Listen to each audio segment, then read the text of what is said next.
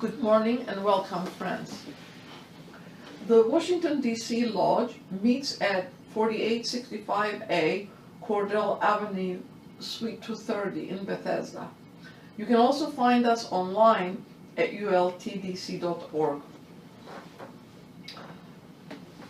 Every week on Sundays at 11 a.m., a student presents a particular topic which is discussed after the talk. On the first and third Sundays of the month, there is a study class at 12:30 to 1:30, and at this time we're studying the Bhagavad Gita. The declaration. The policy of this lodge is independent devotion to the cause of Theosophy, without professing attachment to any theosophical organization. It is loyal to the great founders of the theosophical movement, but does not concern itself with dissensions or differences of individual opinion. The work it has on hand and the end it keeps in view are too absorbing and too lofty to leave it the time or inclination to take part in side issues. That work and that end is the dissemination of the fundamental principles of the philosophy of Theosophy and the exemplification in practice of those principles, through a truer realization of the self, a profounder conviction of universal brotherhood. It holds that the unassailable basis for union among Theosophists, wherever and however situated, is similarity of aim, purpose, and teaching, and therefore has neither constitution, bylaws, nor officers, the sole bond between its associates being that basis. And it aims to disseminate this idea among Theosophists in the furtherance of unity. It regards as Theosophists all who are engaged in the true service of humanity, without distinction of race, creed, sex, condition, or organization, and it welcomes to its association all those who are in accord with its declared purposes and who desire to fit themselves by study and otherwise to be the better able to help and teach others. The true Theosophist belongs to no cult or sect, yet belongs to each and all. The following is the form signed by associates of the ULT. Being in sympathy with the purposes of this lodge, as set forth in its declaration, I hereby record my desire to be enrolled as an associate, it being understood that such association calls for no obligation on my part other than that which I myself determine. The ULT effort is totally voluntary in work, money, and time. Today's reading comes from the voice of the silence. Withal man seizes not, will not perceive it, nor will he heed the word of wisdom, for he knows it not. But thou hast heard it, thou knowest all, O thou of eager, guileless soul, and thou must choose. Then hearken yet again. On Soan's path of Soratapati thou art secure. Aye, on that marga where naught but darkness meets the weary pilgrim, where torn by thorns the hands drip blood, the feet are cut by sharp unyielding flints, and Mara wields his strongest arms, there lies a great reward immediately beyond. Calm and unmoved, the pilgrim glideth up the stream that to nirvana leads. He knoweth that the more his feet will bleed, the whiter will himself be washed. He knoweth well that after 7 short and fleeting births, nirvana will be his. Such is the dhyana path, the haven of the yogi, the blessed goal that Soratapatis crave. Not so when he hath crossed and won the Aryahata path. There, klesha is destroyed forever, Tanha's roots torn out. But stay, disciple, yet one word, canst thou destroy divine compassion? Compassion is no attribute, it is the law of laws, eternal harmony, Alaya's self, a shoreless universal essence, the light of everlasting right, and fitness of all things, the law of love eternal. The more thou dost become at one with it, thy being melted in its being, the more thy soul unites with that which is, the more thou wilt become compassion absolute. Such is the Arya path, path of the Buddhas of perfection. With all that mend the sacred scrolls which make thee say, Om, I believe it is not all that arhats that get of the nirvanic path the sweet fruition. Om, I believe that the nirvana dharma is entered not by all the Buddhas. Yea, on the Arya path thou art no more Soratapati, thou art a bodhisattva. The stream is crossed. It is true, thou hast a right to Dharmakaya vesture, but Sambhogakaya is greater than a Nirvani, and greater still is a Nirmanakaya, the Buddha of compassion. Now bend thy head and listen well, O Bodhisattva. Compassion speaks and saith, can there be bliss when all that lives must suffer? Shalt thou be saved and hear the whole world cry? Now thou hast heard that which was said. Thou shalt attain the seventh step and cross the gate of final knowledge, but only to wed woe, if thou wouldst be Tathagata. Follow upon thy predecessors' steps, remain unselfish till the endless end. Thou art enlightened, choose thy way. Today's talk is on the three fundamentals, and next week's will be on reflection on elementals.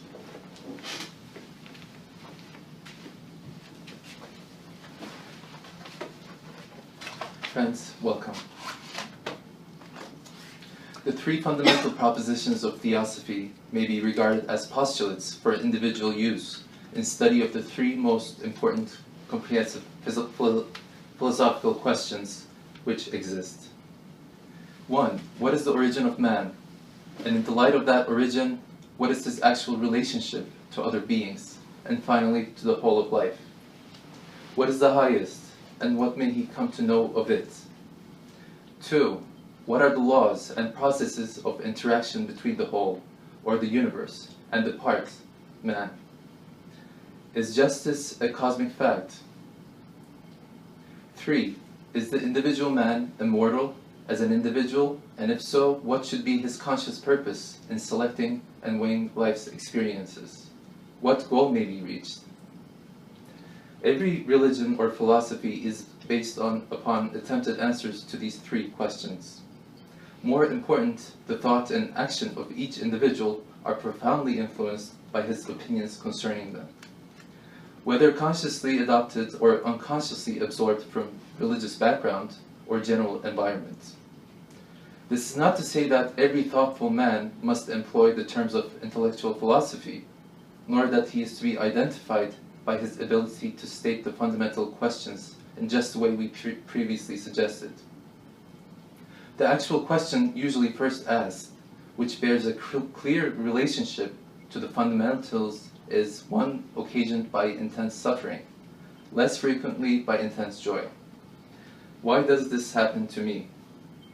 For the personal consciousness of the individual man, the essential elements of human experience are simply happiness and suffering. Yet when man seeks to understand these states, which he alternately passes through, when he strives to find some measure of control over them, he needs perspective and orientation, basic orientation. Here he arrives at the doorway of the great impersonal fundamental questions, and is driven to find answers complete enough to provide at least a temporary working basis for integration.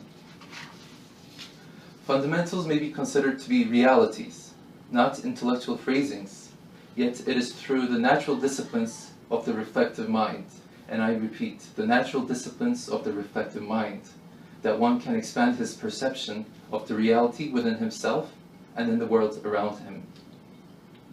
Though philosophy is, of itself, but a means to the end of intelligent, right, and satisfying action, it is an all-important means. It is through the medium of self-conscious mind that human evolution proceeds. Formulation of the great universal principles which inhere in life carries with it the essence of theosophical intent, to help individual men to find a greater measure of conscious control over their own inner lives.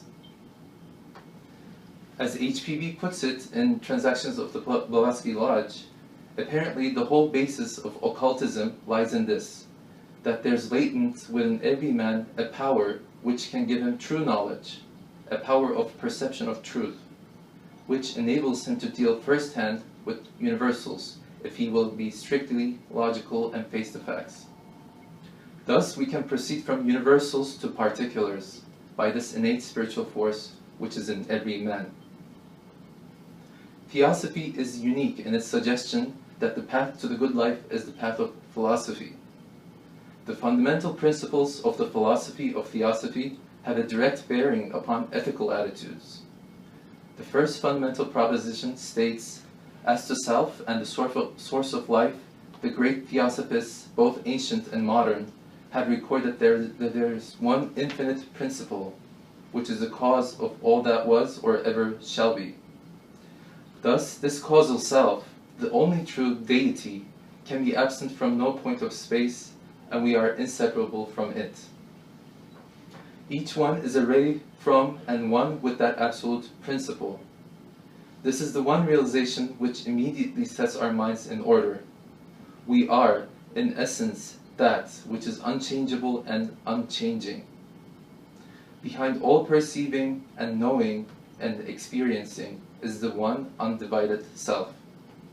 The power in us to perceive, to know, to experience, apart from anything that is seen, known, or experienced, is the one self, the one consciousness, shared by all alike, the power of every being. Herein lies the true basis of brotherhood, the unifying bond for all above man and for all below man. To directly quote on this principle from HPB, this is Secret Doctrine, page 14. An omnipresent, eternal, boundless, and immutable principle on which all speculation is impossible, since it transcends the power of human conception and could only be dwarfed by any human expression or similitude. It is beyond the range and reach of thought, in the words of Mandukya, unthinkable and unspeakable. This infinite and eternal cause is the rootless root of all that was, is, or ever shall be. It is of course devoid of all attributes, and is essentially without any relation to manifested finite being. It is Be-ness rather than being, in Sanskrit Sat. This Be-ness is symbolized in the Secret Doctrine under two aspects. On the one hand, absolute abstract space, representing bare subjectivity, the one thing which no human mind can either exclude from any conception or conceive of by itself. On the other, absolute abstract motion, representing unconditioned consciousness. So, we say Be-ness has two aspects.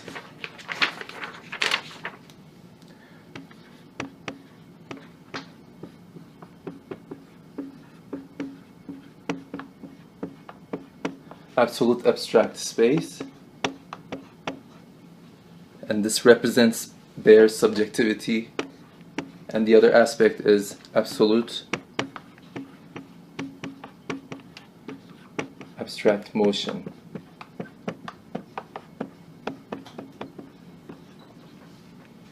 And this represents unconditioned consciousness. The second aspect is also called the great breath. Thus, the first fundamental axiom of the Secret Doctrine is the metaphysical one absolute.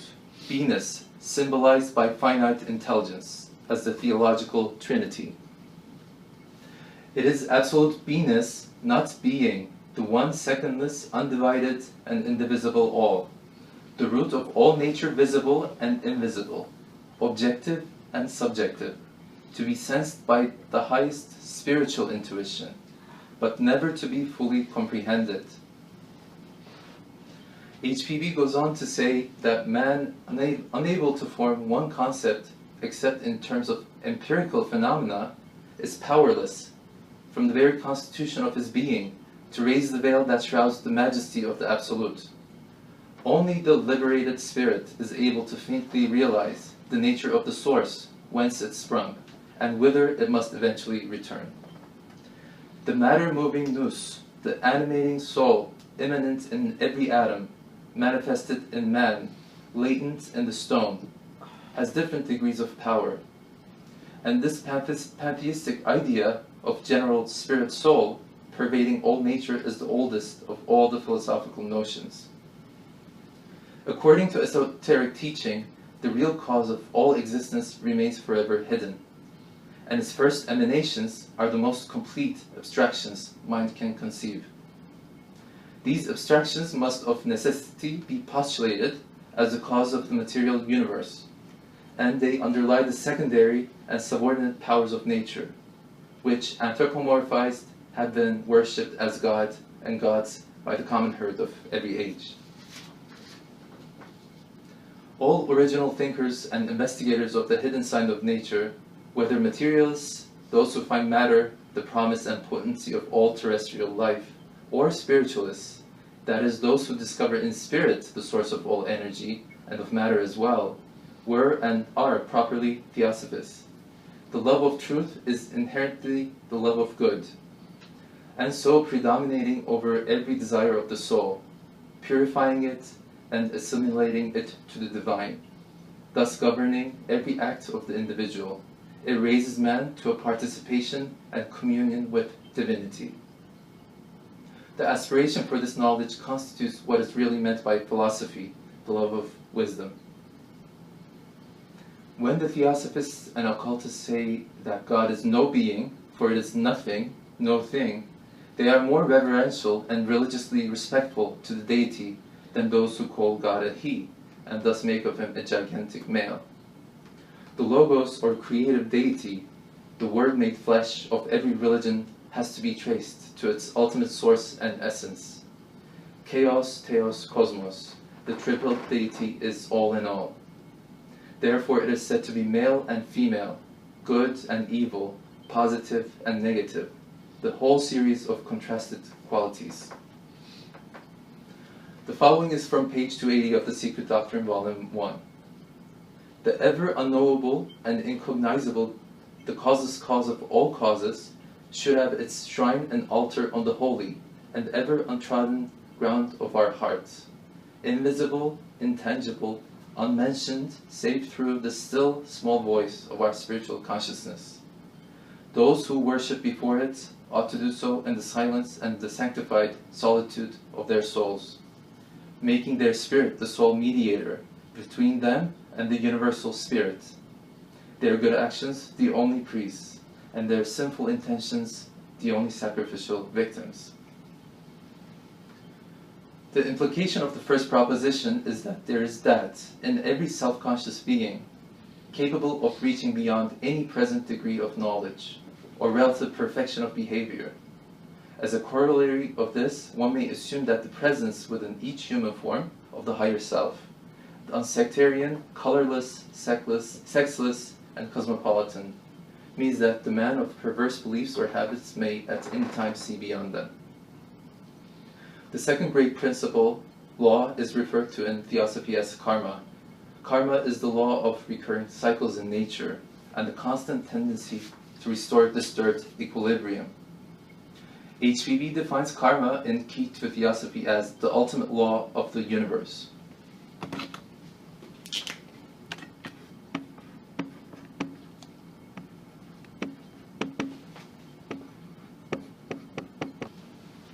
Karma is the source, origin, and fount of all other laws which exist throughout nature. Karma is the unerring law which adjusts effects to cause on the physical, mental, and spiritual planes of being. As no cause remains without its due effect, from greatest to least, from a cosmic disturbance down to the movement of your hand, and as like produces like, karma is that unseen and unknown law which adjusts wisely and intelligently, equitably each effect to its cause, tracing the latter back to its producer. Though itself unknowable, its action is perceivable. The universe is the periodical manifestation of the unknown absolute essence, worked and guided from within outwards. As above, so it is below. As in heaven, so on earth. And man, the microcosm and miniature copy of the macrocosm, is the living witness to this universal law and to the mode of its action. We see that every external motion, act, gesture, whether voluntary or mechanical, organic or mental, is produced and preceded by internal feeling or emotion, will or volition, and thought or mind. Applied to man's moral life, karma is the law of ethical causation, of justice, reward and punishment, the cause for birth and rebirth. Viewed from another standpoint, it is simply effect flowing from cause, action and reaction, exact result for every thought and act. It is act and the result of act, for the word's literal meaning is action.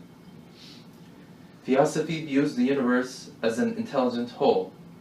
Hence, every motion in the universe is an action leading to results, which themselves become causes for further results.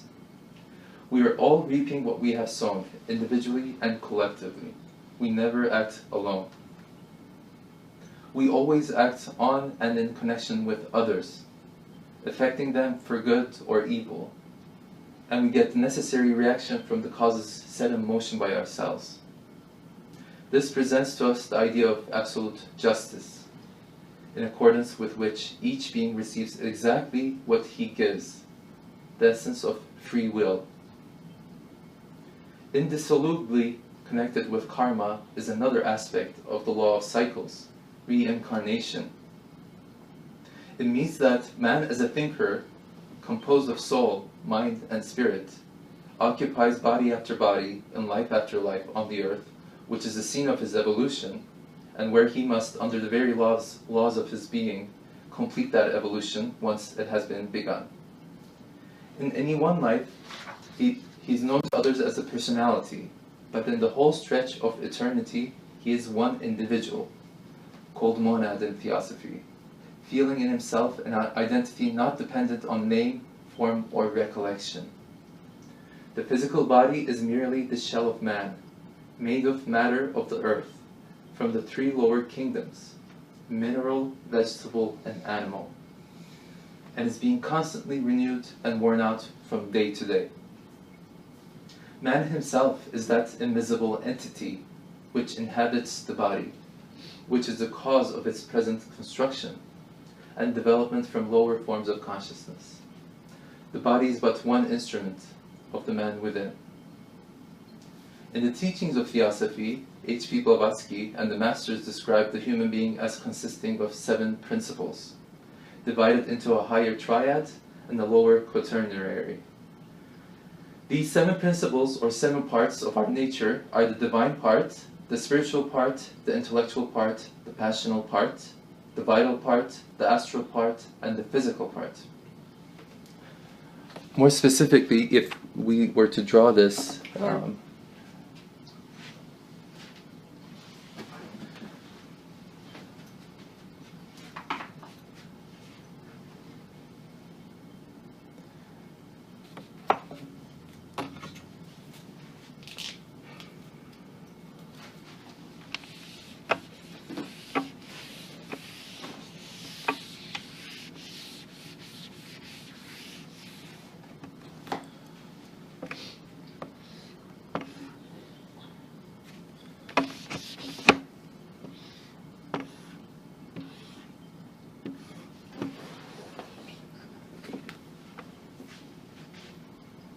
so if we were to draw these 7 principles on a 2D surface, we have Atma,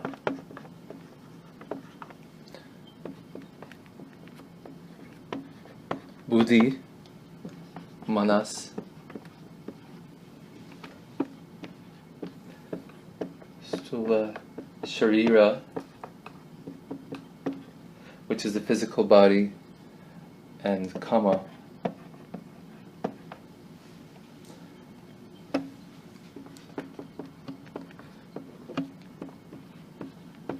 Linga Sharira, and we have Prana as the second.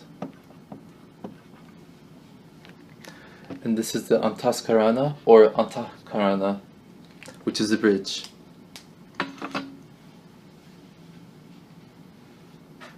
So Atma is the spirit, which is one with the Absolute as its radiation. Buddhi is the spiritual soul, the vehicle of pure universal spirit, which is Atma. Manas, or mind, or intelligence, is the higher human mind, whose light or radiation links the monad for the lifetime to the mortal man. Manas is a dual principle in its functions, and HPB states that the future state and karmic destiny of man depend upon whether Manas gravitates more downward to Kamarupa, the seat of the animal passions, or upwards to Buddhi, the spiritual ego.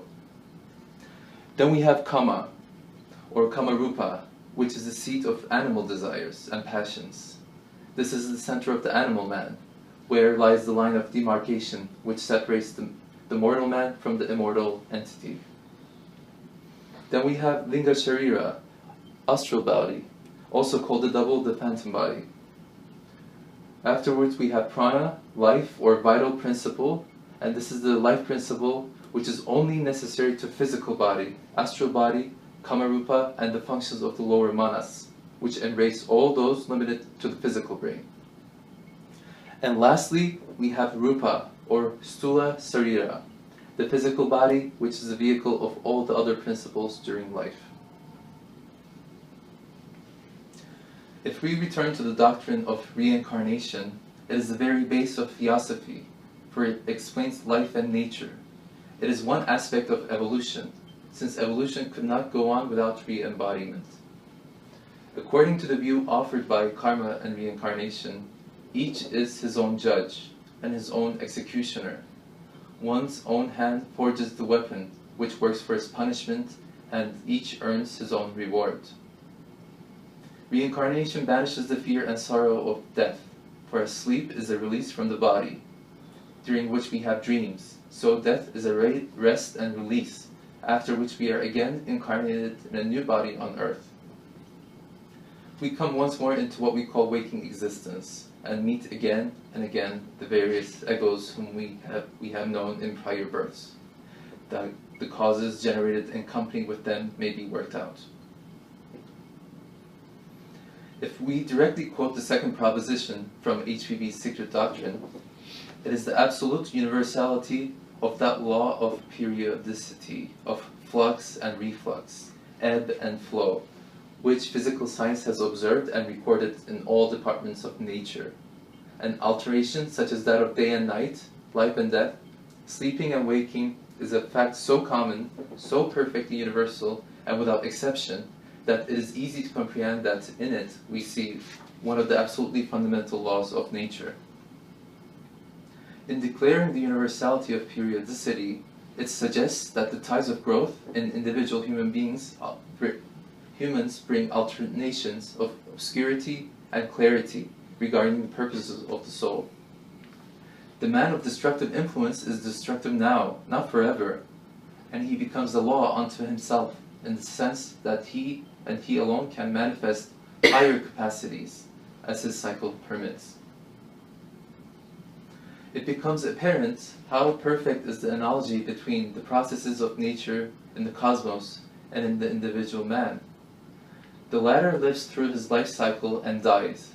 The man's lower principles are disintegrated in time and are used by nature again for the formation of new human principles, and the same process takes place in the disintegration of formation of worlds. Analogy is thus the surest guide to the comprehension of the occult teachings. The law for birth, growth, and the decay of everything in cosmos, from the sun to the glowworm in the grass, is one. It is an everlasting work of perfection. With every new appearance, this law acts on every planet. This brings us to the doctrine of universal evolution, as expounded by the sages of the wisdom religion. The third fundamental proposition of Theosophy describes, and this is a direct quote from the Secret Doctrine, the fundamental identity of all souls with the universal Oversoul, the latter being itself an aspect of the unknown root, and the obligatory pilgrimage for every soul, a spark of the former, through the cycle of incarnation, or necessity, in accordance with cyclic and karmic law, during the whole term. In other words, no purely spiritual buddhi, divine soul, can have an independent, conscious existence before the spark which issued from the pure essence of the universal sixth principle, or the Oversoul. And it has A, passed through every elemental form of the phenomenal worlds of that Manvantara, and B, acquired individuality, first by natural impulse and then by self-induced and self-devised efforts, checked by his karma. Thus, ascending through all the degrees of intelligence, from the lowest to the highest manas, from mineral and plant up to the holiest archangel, the Dhyani Buddha. This proposition points to the fact that all beings in the universe have evolved from lower points of perception into greater and greater individualization. That beings above man have gone through our stage, that there never can be a stoppage to evolution in an infinite universe of infinite possibilities. That whatever stage of perfection may be reached in any race, on any planet, or in any solar system, there are always greater opportunities beyond. HPB states that everything in the universe throughout all its kingdoms is conscious, and this is an important realization.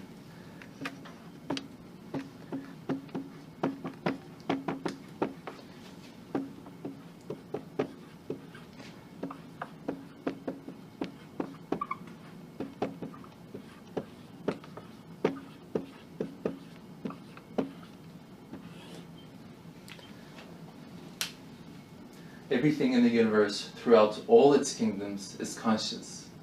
In other words, endowed with a consciousness of its own kind, and on its own plane of perception.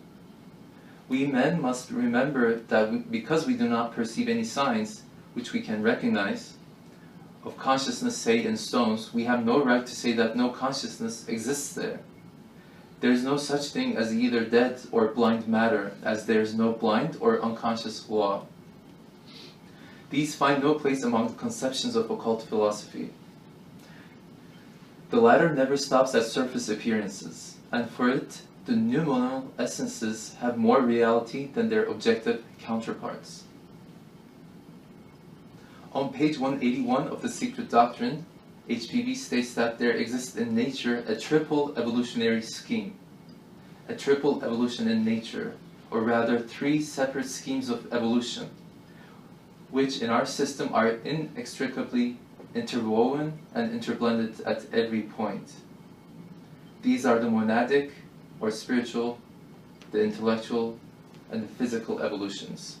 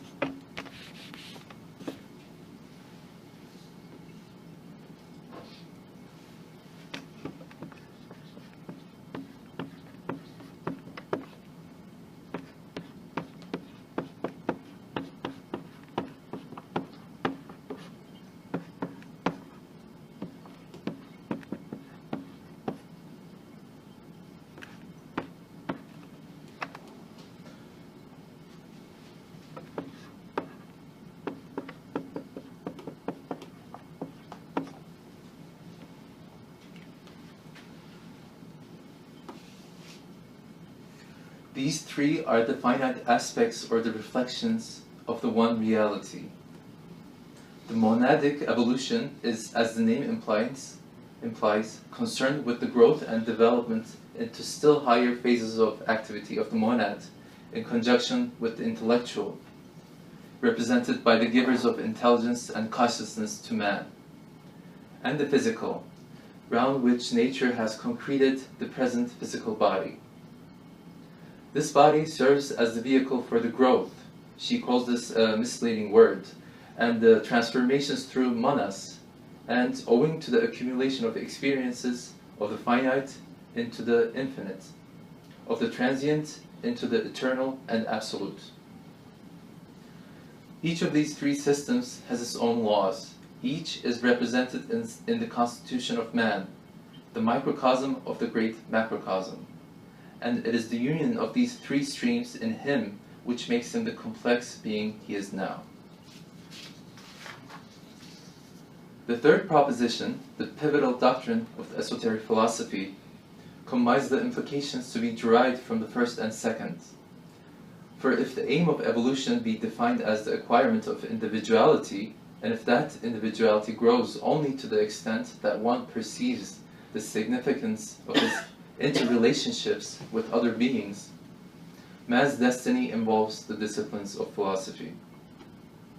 The educative aim in life is not so much to prevent oneself from thinking or doing evil, as commonly classified, but to understand the ingredients of evil and of good, and to see in both good and evil the ties which bind the destiny of one soul to that of all others. When asked if the production of adepts is the aim of Theosophy, HPB provides the following reply in Key to Theosophy. Theosophy considers humanity as an emanation from a state of divinity on its return path thereto. So she says humanity is an emanation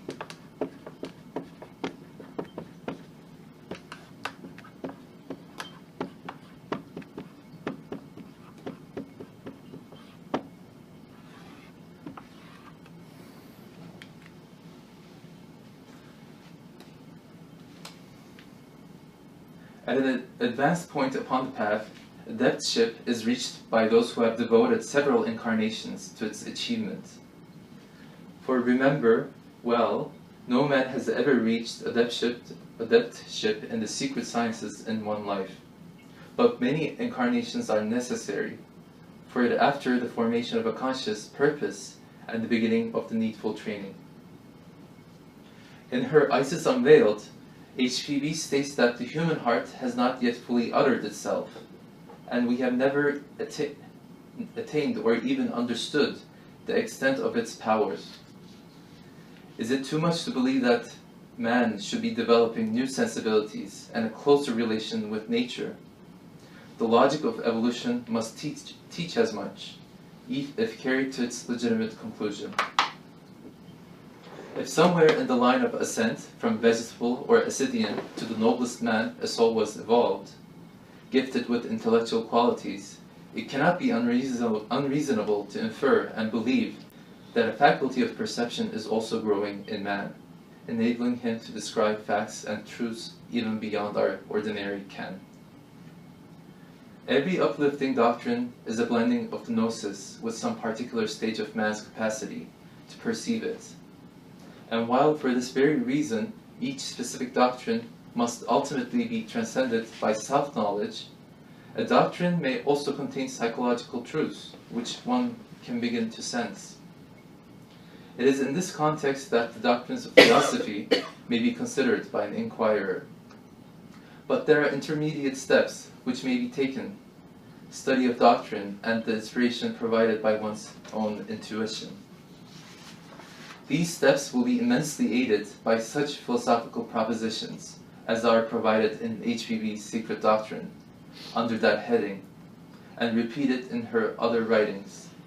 The work of theosophical education is, of necessity, an endeavor to bring order and consistency to one's application of theosophical principles, To see that the inspiration behind every ennobling and philosophy has derived from a grasp of theosophical principles requires that those principles be studied, discussed in new relationships, and expressed in countless ways. The student of HPB's Secret Doctrine and her Key to Theosophy cannot but be made aware that the phrases in which she couches her three fundamental propositions are never exactly the same. To learn one or all of her statements is manifestly not enough. The essence is that which breathes in all of them, and which must be apprehended by each individual for himself, before the full worth of any phrasing of Madame Blavatsky's can be appreciated. Guidance along this path of self-instruction was the greatest gift of HPB to those who were to become disciples of the wisdom to which she gave access. A studious comparison of the Bhagavad Gita, the Dhammapada, the Vedas, and the esoteric portions of the New Testament may result in little more than erudition. The key which unlocks the meaning of such works resides in their embodiment of principle, and is most easily understood, easily turned by one who comprehends that Theosophy begins or ends with the ability to perceive a basic principle when encountered. This brings us to the end of prepared remarks. The floor is open for questions.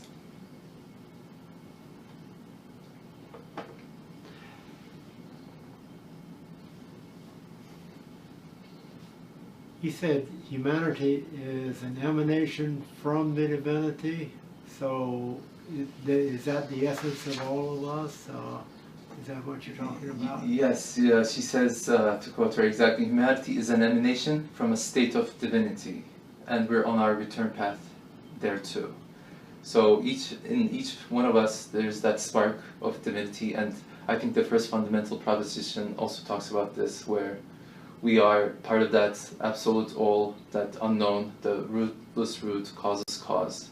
And from that, everything else comes into manifestation. So logically and also spiritually, intuitionally, we can sense that we are a spark of that divinity. Please. You made the statement that, according to the Secret Doctrine statements that you read, no man can achieve perfection in one lifetime.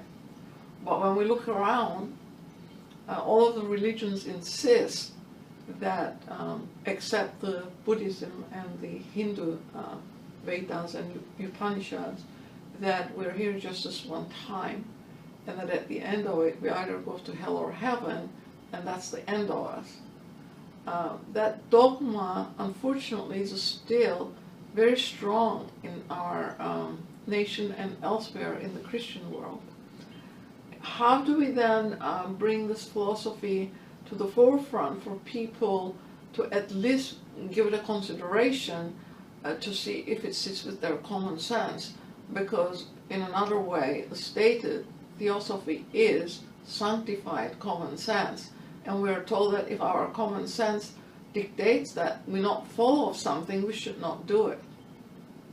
And so how do we then bring it forth for consideration of others? I think, as was stated, discussion with others of these philosophical topics, and also this student understands that Christianity, Islam, and other religions have these teachings buried in them, and it was taken out over time. It was messed with by various people. And Theosophy shines light on that too. HPB makes many references to the Bible and Christian teachings that, karma, reincarnation is a part of it, part of Christianity. And the student understanding from the other students is Islam also has similar teachings. Truth is one, and all these religions are derivations of that truth in some way, shape, or form. So it's a matter of pointing in the right direction, I think, and having a logical discussion. And as you said, it should not be dogmatic, but logical and friendly encounters, I think, are the best way to go about it, and not, put up walls It's practicing universal brotherhood in action.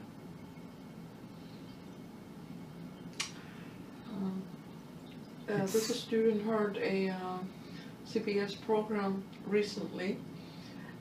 HBB has this in the Secret Doctrine. Now they're saying that Sargon, the king, Sumerian king,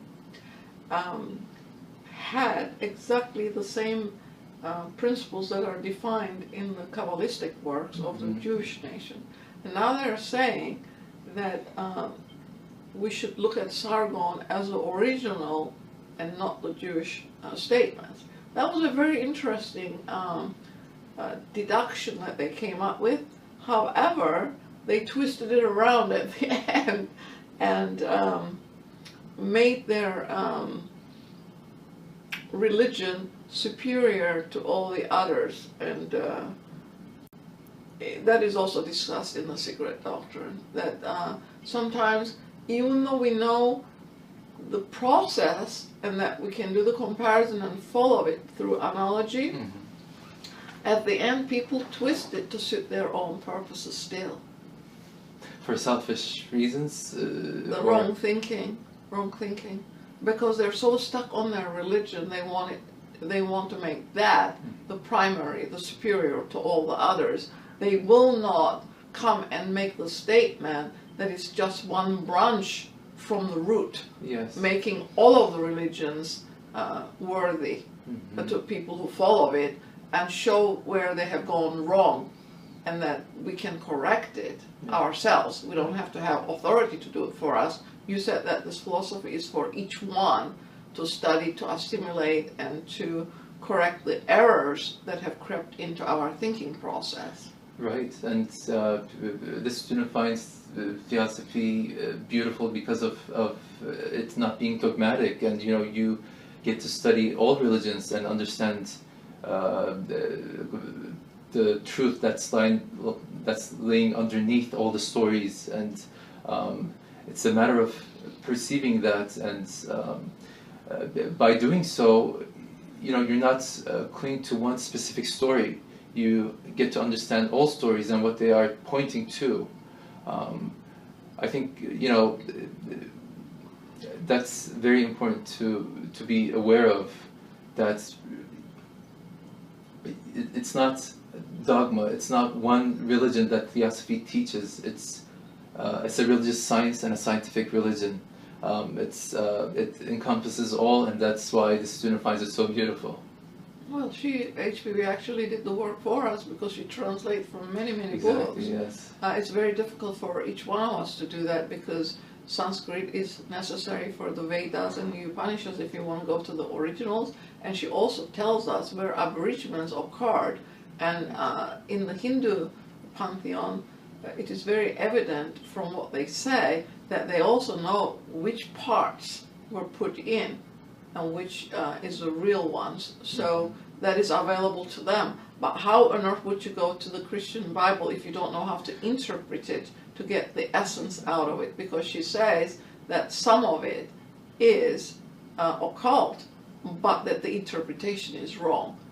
And so we can do the same thing to the Secret Doctrine, actually. We can dogmatize it and give it out like a dogma, but it is not at all that. The suggestion is that we learn it, we assimilate it, and we ask our inner life to show us the way, because she never said, follow me. She always said, follow the teachings. Right, and another important point to make there is this is a right-hand path where you have to cleanse yourself, purify yourself before attempting to do anything in regards to these teachings. So the first step is to be ethical and moral, and there's constant emphasis on that. So I just want to state that as well. Yeah, well, its teachings are actually based on morality and ethics, universal ethics. Yes. And you just laid into to my question. It's I think very important to consider the idea of that God is an outside being as opposed to God being within all. Because you need, the whole philosophy is here for us to become it. It's not a theoretical exercise, intellectual, although it's all part of the process. It's becoming one with. And if you do that, in this student's experience, your actions, every action is different. You don't go out and do some of the crazy things that you might otherwise do. Right. Yes, and yeah, you don't have to go to a specific place. You know, every single action in life is divine. You know, if you see it that way, it's all a ceremony. It's all a prayer to our higher selves, or whatever you want to call it. It's every moment is very important for us to act in a certain way, good, evil, etc. We make those choices, and those choices are, as we talked, karma, reincarnation, that we reap what we sow. So, yeah, it's, and you know, as you said, term God is, people always think if it's something outside us, and here we say it's unmanifest, it's no thing. Those, you know, people may not understand it at first, but it makes it's so logical to this student, at least, that everything in manifestation comes from unmanifest, and our focus should be on unmanifest. The other terms used are noumenon, phenomenon. This is a phenomenal world, and we should be focusing on noumenal essences. So those are, I think, important things to keep in mind. Please. Well, the other thing that Theosophy puts forth is that universality of this philosophy, that it is applicable to all nations, all humanity. And what it brings forth is that we're inherently perfect. Because if we are inherently imperfect, as the religions suggest, we can never reach perfection. But because we are inherently perfect, because you wrote it there, that we come from divinity itself, which she calls the Dian-Chohanic host in the Secret Doctrine, because they are divine beings. All our higher aspects come from that divinity. Only the lower, it has imperfection in it. It depends how we use the substance we are made up of. And when we become aware that we are divine human beings on our return journey to the source we have come from, then it becomes extremely necessary, based on ethical principles, to uplift everything with us as we go higher and higher in that chain of the evolutionary process, because we are in the midway point, because we are self-conscious, according to what you have said, and the other worlds below us are not. They're conscious, but they're not self-conscious. So that also gives hope and responsibility to each human being. Absolutely, and there's constant emphasis on being selfless. That's one of the main points to drive home. That we need to be selfless and think of humanity and realize the true realization of universal brotherhood with all our actions. Without doing so, HPV says, you know, we cannot just go upwards by ourselves. We need to do it all together as one humanity, one brotherhood. So. But as you cleanse yourself, as you do all those paramitas, those things automatically happen. Right, as well. yes, yes. Again, we should not be seeking anything external to open up our portals, etc. And, you know, it's a matter of nature taking its natural time to do the work. We cannot force things, or we cannot take something external and put it inside us to open up the gates, or, you know, go to one workshop and you know, hope that that will bring us salvation. I think Mr. Judge had a quote in one of his writings where he says, let the soul grow at its own pace. You can't change it, you can't do anything about it. He says, what would you think of a gardener if he pulled up his flowers to look at the root to see if it was growing? Yes. Would you consider him a good gardener? He says you have to do the same thing for yourself. Yes. You let that soul grow and don't be concerned about it. If you're doing the right things, it will grow. Yes. Perhaps in one life it will not show good fruit as you expect it to be, but in a future one, when it becomes to fruition, it will. And that requires patience. And they tell us to have quietude and patience, Right. that we need to cultivate those as we go along, because without which we will not get anywhere. Absolutely. And Mr. Judge was a great example of that from the students' understanding. Absolutely, yes. Yeah, we should not be concerned with clairvoyance, clairaudience, those spiritual higher perceptions. They will happen naturally, and sometimes HPV warns us that those are not places that we should be if we're not fully cleansed, purified. So they are dangerous realms if not approached with caution and with knowing. Because the psychic part of it develops first, Yeah. and it's very dangerous for those of us who don't know how to function in it, because she tells us that there are inimical, in other words, dangerous things in those fields, and it's harmful to humanity, and we should not cultivate those things. That we should cultivate our higher nature by the process you listed, and let that guide us into the other fields. And since we are one with the all, if you will, as we work to cleanse ourselves and build ourselves up, we are also automatically helping all around us. Yes. That's my understanding of the process anyway. Exactly, yes. It's an automatic process. As you said, by being selfless, you realize universal brotherhoods in both in action and thinking. And if others do it, then we uplift each other, and we slowly disintegrate the religious, dogmatic beliefs, and see each other for who we truly are. But for the kingdoms that you listed, you didn't say anything about elementals, because there are 3 elemental groups before the mineral in the secret doctrine. She has a diagram where she shows it to us. And it is very important to understand that, because all our sheaths, everything you listed as the 7, is composed of those elemental lives. And it needs to be understood that whatever we do, we're either uplifting them or we're pushing them back to where they came from. And it is necessary to have that generous attitude we have towards humanity or our colleagues and loved ones, given to all of the kingdoms below us, including the 3 elemental kingdoms, because we are made up of them. You're right. Yes. Mr. Judge, I was thinking about the process that we're going through, and it's these immense periods of time we're talking about. When you think about that part of it, and it's very difficult for a Westerner to do this, and realizing that step by step, second by second, within these millions of years you're talking about, that I think is uplifting to realize that we do have control over our fate and all around us, but we have to embody this principle, these principles to do that. Right.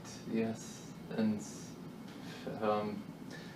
over time, everyone, as the race gets uplifted by each other, I think our hope is that everyone will join us in this course. And it starts little, and it might, we can't get discouraged with appearances, if you will, because this is a solid philosophy, as well. Hearing you say it, and it's a matter of sticking with it, right, consistently.